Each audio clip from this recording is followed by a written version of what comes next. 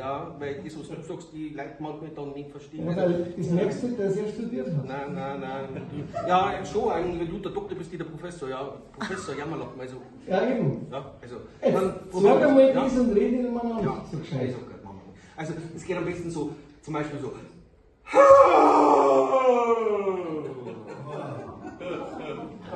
Oder man kann anders jammern, also. Ja, jetzt hast du das Seufzen vergessen. Ein Seufzen mag ich nicht so gern. Doch, Seufzen gehört dazu. Nein, Wolfi, nein, Seufzen. Dann tust du schluchzen. Nein. Sag ich nicht, wenn wir schluchzen. Ja, da tue ich lieber Seufzen. Ja, dann seufzt ein bisschen. Das ist unser Oberseufzer, das sage ich euch. Also, jetzt probieren wir mal zusammen miteinander. Ah, probieren wir das mal. Also, 1, 2, 3. Aber merkst du, ihr seid schon lange auf der Welt. Aber einmal machen wir es nochmal. Also, einmal bitte noch. 1, 2, 3. Geht's gut? Also, wir können rufen. Ja, gute Stimmung, ich. Ja. Tragische Situation. Dafür, was soll ich denn?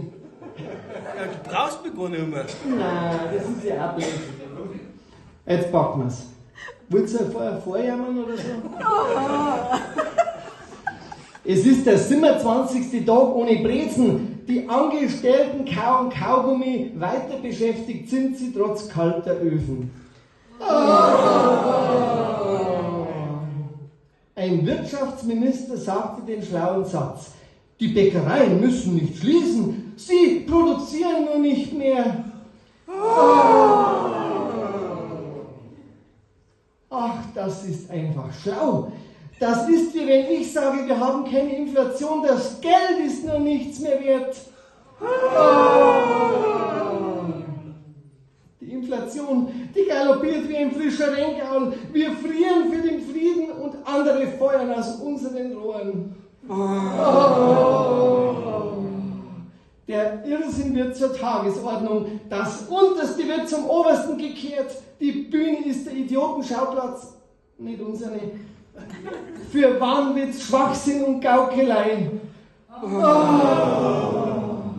Sie zaubern Geld aus dem Nichts und Schulden nennen sie jetzt Sondervermögen.